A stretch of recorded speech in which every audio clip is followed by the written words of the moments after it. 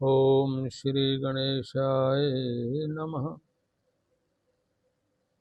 कृष्णाय वासुदेवाय देवकी नंदनाय च नंदगोपकुमाराय गोविंदाय नमो नमः।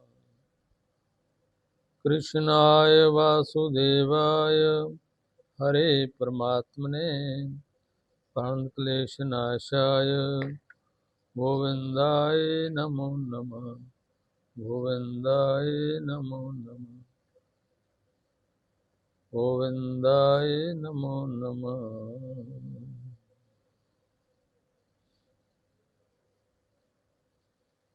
परमात्मा भगवान एक निश्चय करने की ही शक्ति का नाम है। जैसे किसी ने कहीं भी निश्चय किया कि इसमें भगवान है तो वो वहीं से प्रकट हो जाते हैं। परमात्मा कभी किसी जगह पर नहीं है ऐसा वही लोग मानते हैं जो भगवान को कुछ देश में कुछ जगह में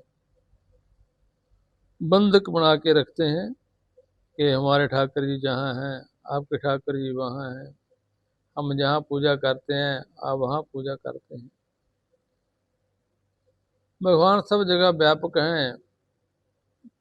वे जब भी प्रकट हो जाते हैं जब अपने अंतःकरण की वृत्तियाँ मन बुद्धि चित्त अहंकार भगवान को एकाग्र होके देखती हैं। बहुत से ऐसे भक्त हुए जिन्होंने भगवान को सभी जगह प्रकट कर लिया। प्रहलाद ने खंबे में प्रकट किया, मीरा ने जहर में ही प्रकट कर लिया। बहुत ऐसे भक्त हैं जिनकी कथा सुनते सुनते इतना समय हो जाता है कि भगवान के भक्तों की सूची का अंत नहीं होता। जिसने जिस पर श्रद्धा की विश्वास किया वहीं से भगवान प्रकट हो जाते हैं। ऐसे ही एक भक्त हुए धन्ना। धन्ना भक्त भगवान के बड़े प्रेमी हुए। वैसे तो जाति के जाट थे। एक समय इनके पास ब्राह्मण आया। वह भगवान की मूर्ति को बड़े प्रेम से सेवा किया करता था। उस समय ये धन्ना भक्त बालक तो थे। इन्होंने भी उस ब्राह्मण से एक मूर्ति मांगी। ब्राह्मण ने पहले तो बाल हट समझ कर नहीं दी। पीछे बहुत हट करने पर बारी बारी धन्ना के रोने चिल्लाने पर उन्होंने एक काले रंग के पत्थर को दे दिया। धन्ना भक्त उस समय बचपन में उनको अच्छी तरह नहलाता और उसको पूजा करने का कुछ भी पता नहीं था। तो दूसरे दिन वह ब्राह्मण से पूछने चले गए कि इनकी पूजा इनका कीर्तन कैसे किया जाता है। तो ब्राह्मण ने बताया कि इनको स्नान करवाओ, भगवान को तिलक लगवाओ और हरी पत्तियाँ फल फूल जो भी रसोई में बने उसका भोग लगाओ। नेत्र बंद करके भगवान का ध्यान करो और उनको भोग लगाओ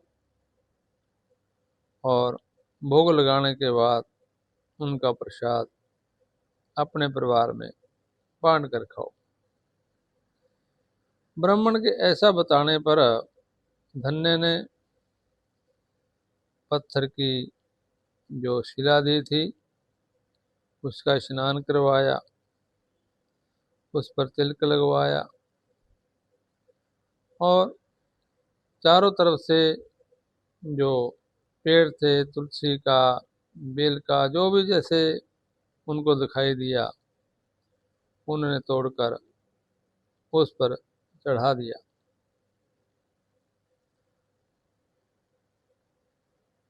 और जो माता ने रसोई में बनाया था वो ही ला करके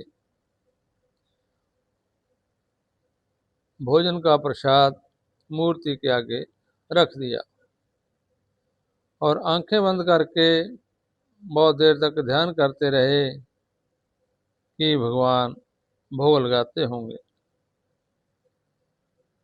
परंतु जब आंख खोल कर देखा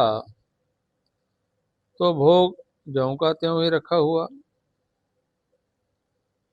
इन्होंने अनेक तरह से भगवान की प्रार्थना की, किंतु जब किसी प्रकार भी भगवान भोग लगाने को नाराजी हुए तो सब रोटी तालाब में डालकर आ गए और आकर भूखे प्यासे भगवान के सन्मुख बैठ गए।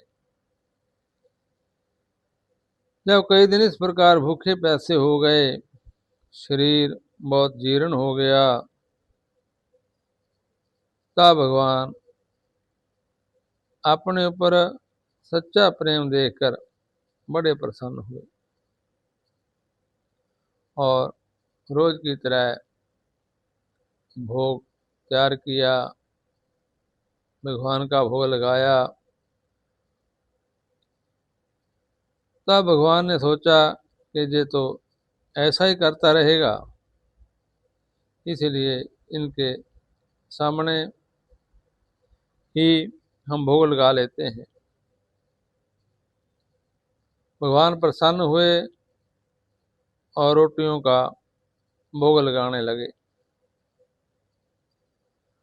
जब आधा भोजन समाप्त हो चुका तब धन्ना जी ने आंखें खोली और बोले, हे भगवान, आज ही आपको भूख लगी क्या?